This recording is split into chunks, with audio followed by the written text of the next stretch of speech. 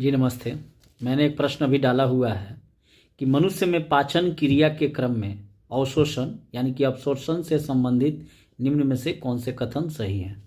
पहला है कि भोजन का प्रारंभ मुख से होता है लेकिन पूर्ण पाचन की क्रिया जो है वह छोटी आंत में होती है।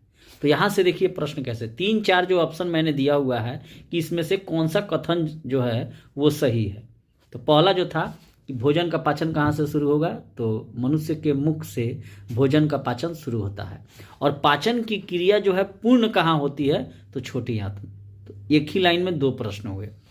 दूसरा इसमें है कि पचे हुए काइम से ग्लूकोज एवं एमिनो एसिड ब्लड में तथा फैटी एसिड और ग्लिसरीन लसिका में अवशोषित होते हैं। देखिए काइम क्या है, जब स्टोमक में भोजन जब पच जाता है तो पचने के बाद भोजन को हम लोग काइम कहते हैं।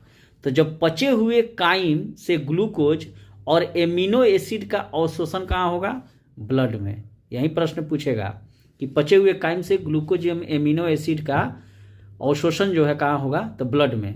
और पचे हुए काइम से फैटी एसिड और ग्लिसरॉल यानी कि वसा अम्ल और ग्लिसरॉल का अवशोषण जो है वह लसिका यानी कि लिम्फ में होगा।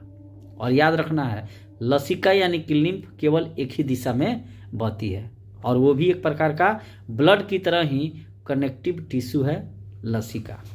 तीसरा है कि बड़ी आंत में काइम से जल का अवशोषण होता है। तो ध्यान रखना है, यहाँ से भी प्रश्न बार बार पूछा गया है कि पाचन की क्रिया में जल का अवशोषण कहाँ से होता है, तो कहाँ होता है जल का अवशोषण, बड़ी आंत में यानी कि लार्ज इंटेस्टाइन में। तो यहाँ एक ही सवाल में जो है आपको 1, 2, 3, 4 और 5 प्रश्नों को समेटा गया है।